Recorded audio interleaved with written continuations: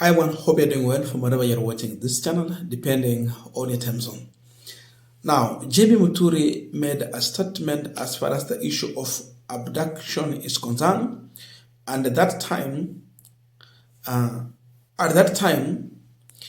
his statement was based on the experiment that he went through when his son was abducted.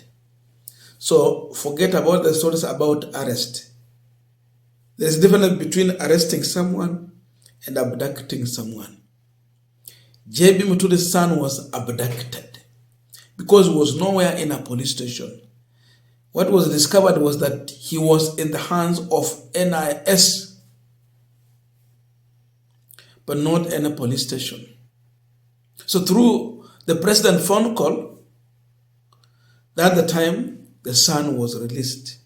So you can imagine which law says that the president will make a phone call and someone who has been arrested can be released? How?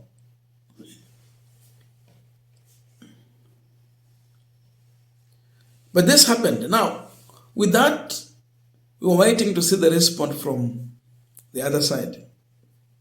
Up to now, 4 people have responded. 2 in a public gallery, another 2 on the floor of the house. Junet has spoke about it. The majority leader Kimani Ichung'wah has spoke about it. Aldai MP Keitan, then Savannah Sosoro, the majority whip, they have all responded to this. But 2 of these individuals have threatened Muturi with an impeachment. Though Keitan is calling for threatening with the ascensus motion against JB Muturi, but Osoro was very clear. Ile kiboko ilipiga Gachagua ndio itakuja kwako. And he gave him 3 options. Option number 1, resign. Option number 2, apologize. And if these 2 will fail, wait for an impeachment. Now with that, finally, Muturi has responded. And here is his position to those people who are calling for his impeachment.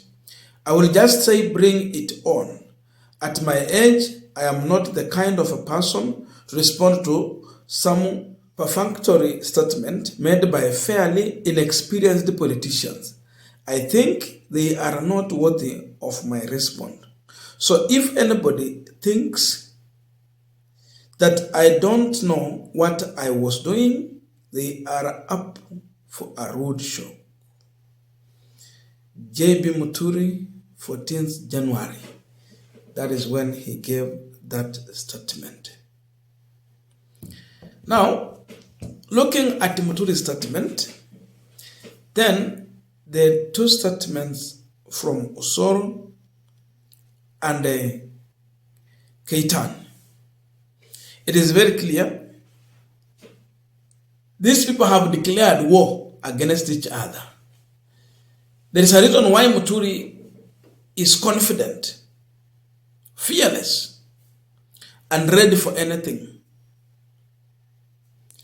But there is a possibility that the other side might be blindly falling into Muturi's trap.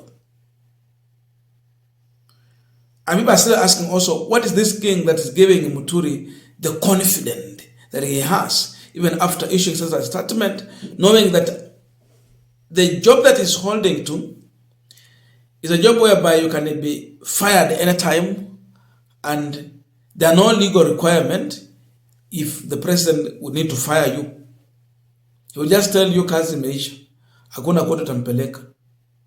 But he is risking all this. Why? That's the question. Before we try to answer this, just a quick request.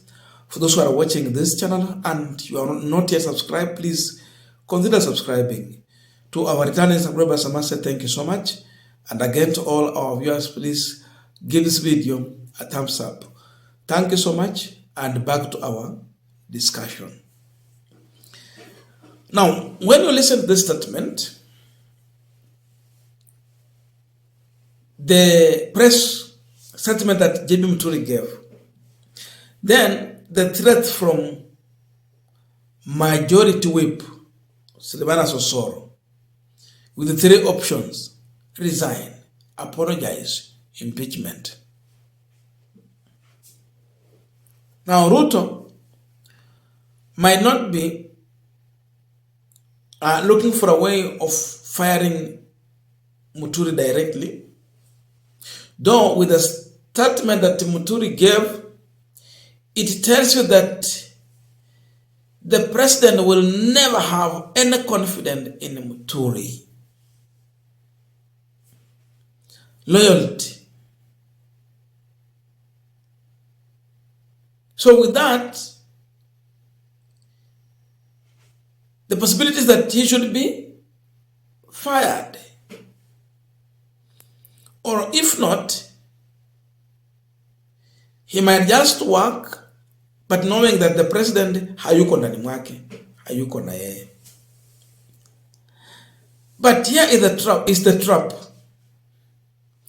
When Osoro called for an impeachment of JB Muturi, impeaching someone, it means risking someone's career. Because once impeached, which position will you vie for?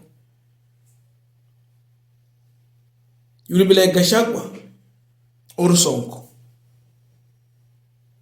That means for 10 good years, you can't be employed in any government office, or you cannot vie for any elective seat in this country.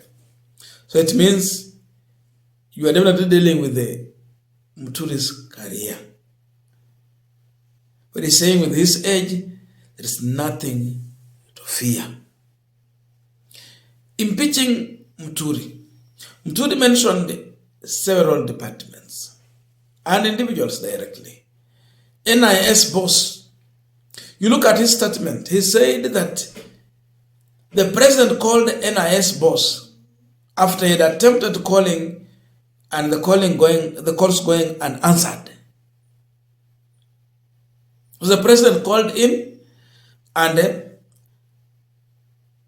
Nuruddin Haj responded when he was asked a question, are you holding to JB Muturi's son? And he said yes.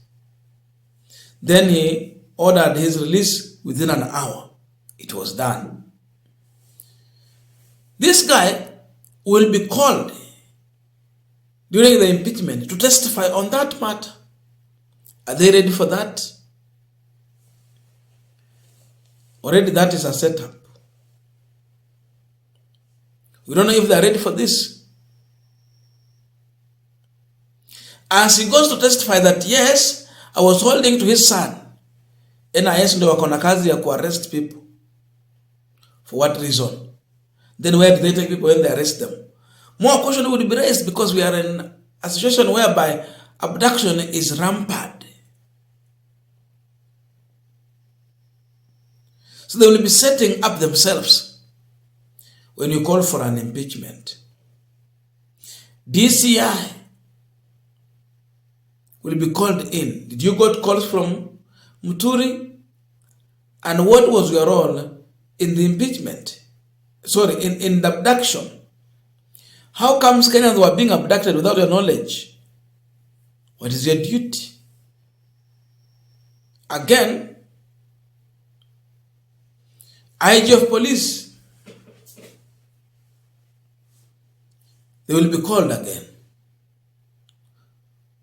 What role did you play during the abduction of the said people?